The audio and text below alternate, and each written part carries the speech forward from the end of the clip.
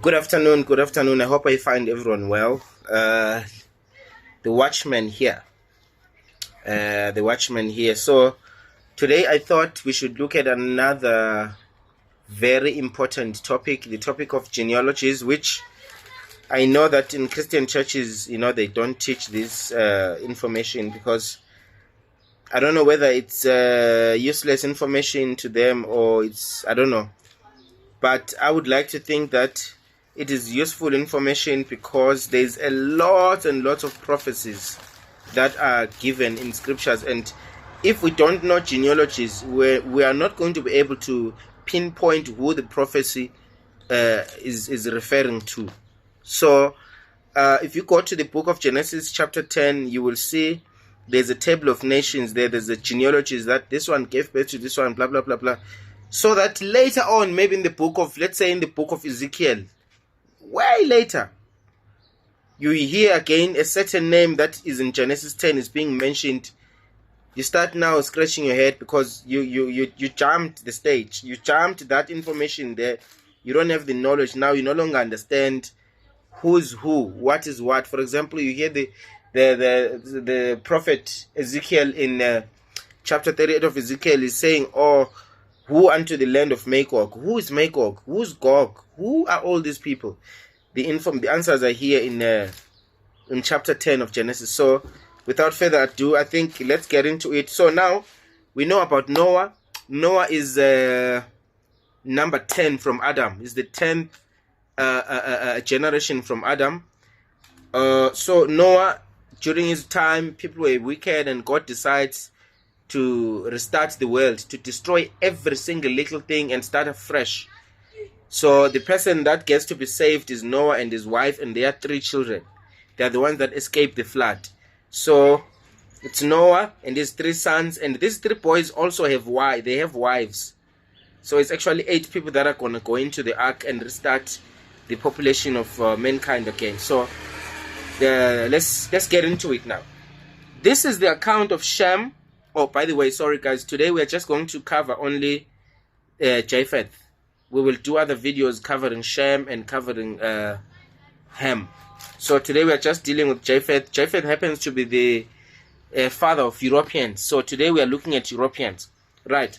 This is the account of Shem, Ham, and Japheth, who are Noah's sons, who themselves had sons after the flood.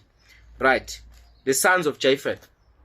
The sons of Japheth were Gomer, Magog, Madai, Javan, Tubal, Meshach, and Tyrus.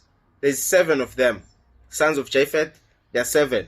So if you look, the first one is Gomer. Gomer today, I think, if my research does me well, is the country of France, present day France. And then the second born is Magog, which is the present day Russia.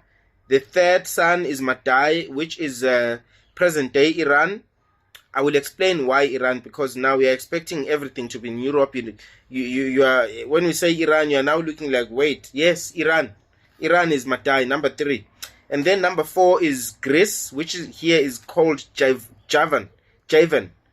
That's Greece. And then Tubal. Now this one is tricky. Tubal and Meshach are tricky because scholars are actually confused as to whether it is Turkey, but some say it's between Georgia and Armenia.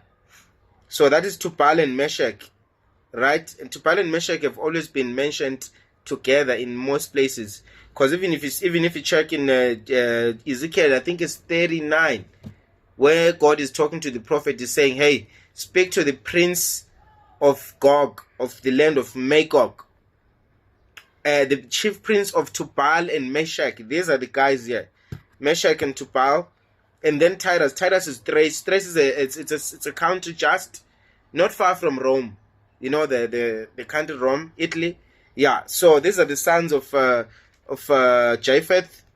And then if you check on verse 3, Gomer, that firstborn Gomer, also has his own sons. Now we are jumping to the grandsons of Noah now, right? The great grandsons, because obviously there will be Noah, there will be Japheth, and then after Japheth, the third line will be the Gomers and the Magogs, the ones we are learning about. And then they also have sons.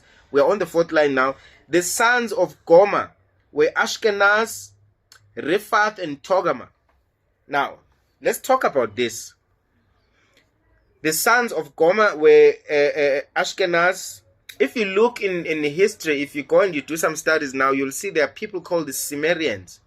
Those Cimmerians, their name Cimmerians is an English name which has been translated from another name which was called Gemiri. So those people, actually, if you check again the source, the source of Gemiri, you'll find that they come from this guy, Gomer. You understand? They come from Gomer. So obviously we know that names keep on changing and taking different shapes as time goes on. So now, if you check those Cimmerians, if you start to look closely into them, you'll discover that the Cimmerians have a lot to do with Germany. A lot to do with Germany. And if you check German, actually the German people, they come from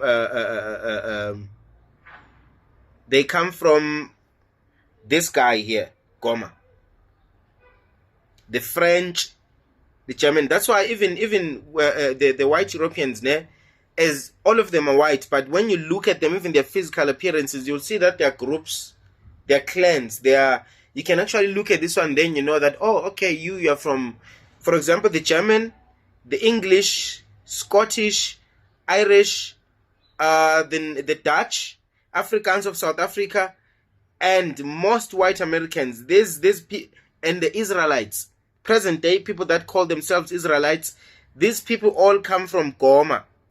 These are the descendants of Gomer, and already, it's not me, this is scriptures, we're reading scriptures. Already this information throws Israel out of the equation, because Israelites must come from Shem.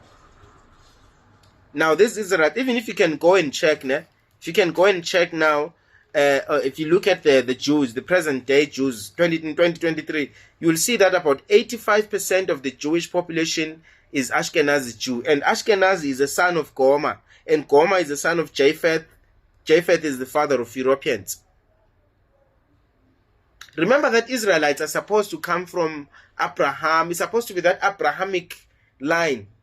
And Abraham doesn't come from Japheth. Abraham comes from Shem. You understand? So now if you look, the sons of Gomer were Ashkenaz, which is present-day Germany, and Japheth, these are the English, the Saxons, the English, the Irish, Welsh, Australians, the white Americans, some of the white Americans, the French, and all these people, they come from these people, this guy here. They come from Gomer. These are children of Gomer through Ashkenaz, through Japheth and Togarmah. And then verse 4 talks about the sons of Japheth. Now these are the Greek peoples. In this family you find there's Elisha, Tarshish, Kittim, and Rodanim.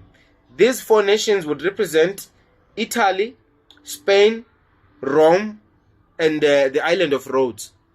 You understand? Which today is called, Kittim today is called Cyprus or Rome. If you check Cyprus and Rome, is the same thing. So now if you look at all these things, you discover now that it is true that even though they're all white, even though these are all Europeans, but they do still have some subgroups, some families inside. For example, look at the Portuguese, look at the Spanish, you look at the Greek people, the Spanish, Portuguese, the Rome people, and Italians. All of these people come from Javan. Javan is Greece. All these people are even when you look at them, there is that common look. These people don't look like the ones above. The children of Javan don't look like the children of Gomer.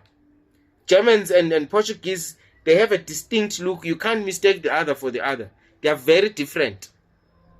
Even though they're all white, but they're different peoples. You see now already, because Javan is a brother to Gomer, their children also don't look the same. You look at the Iranians and Russians, they're not the same people. They are the same people, but physically you can tell, you can see that, okay, there's a difference in the physical appearance. You look as well at who else is left? Who do we have? You look at the Russians. and compare them with the Portuguese, compare them with the Spanish, compare them with the Romans, you can see that they are all white people, but they are not the same. You understand?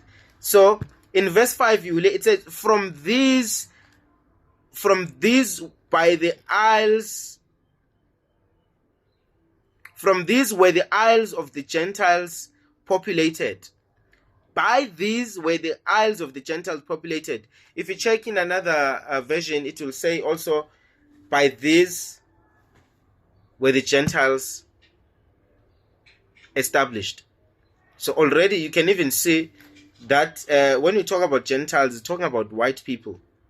When we talk about Gentiles, we're not talking about just anyone. I've heard it in Christianity that they say anyone who doesn't believe in God is a Gentile. Anyone that doesn't, even if you engage Hebrew people that say they are Hebrew today, the whites, even though they're not Hebrew, they will tell you that no, Gentile doesn't mean a white person. A white person who's born again is not a Gentile. A white person who's born again is still a Gentile. Gentility doesn't have to do with anything spiritually. It has to do with your race. This is what scriptures tell us. It's not me. I'm not the one. Because if you read at the end of the genealogy of the Hamites, it will just tell you that, look. Let's look at verse 20. Verse 20 is the end of Ham's line, Ham's children. It says, these are the sons of Ham by their clans and languages and their territories and nations. It doesn't say these are the sons of Ham and they are Gentiles or what. There's nothing Gentile about the sons of Ham. There's nothing Gentiles about the sons of Shem. The word Gentile only applies to the children of Japheth. You understand? So these are the people by whom Europe got populated. 6 of them. Gomer, which is France, Russia, Greece, Georgia and Armenia. And then we have Thrace. I don't know this one of Meshach. Which one? I think it's Turkey. Turkey as well. 6 nations. We exclude Madai. Madai is the guy that did not go with his brothers to go and settle in their new land. After Noah divided the earth between his 3 sons, each son had to collect his sons and they head towards the direction of where their land is. And then when they get there, the father will share the land also. It continues like that. But Madai went to Elam. Elam is the firstborn son of Shem. If you check in verse 21, that's where the descendants of Shem are mentioned. Verse 22 rather. The sons of Shem were Elam. The firstborn is Elam. That same Elam, this guy Madai went to Elam and said to Elam, you know what? I would like a piece of land here. And Elam, indeed, they gave him a piece of land. Up to today, the country of Iran, which is supposed to be in Europe, it is in Asia. It is not in Europe, it's in Asia because of that one single incident that was done by Madai to go to Elam and say, hey, can I have a portion of land here and let me also establish myself? And he established himself in the Middle East. Today we have Iran in the Middle East. It's not a question of doubt or what. You can check online and check where Iran is. The Persians, we know about the Persians, guys. All these guys, about Xerxes, the guys that where Daniel lived as a prophet. Those guys, those are the descendants of this guy. In Babylon, those are the descendants of Madai. So I think that is it for the sons of Japheth. The Europeans, 6 guys are responsible. I mean, Europe is standing on the shoulders of 6 men.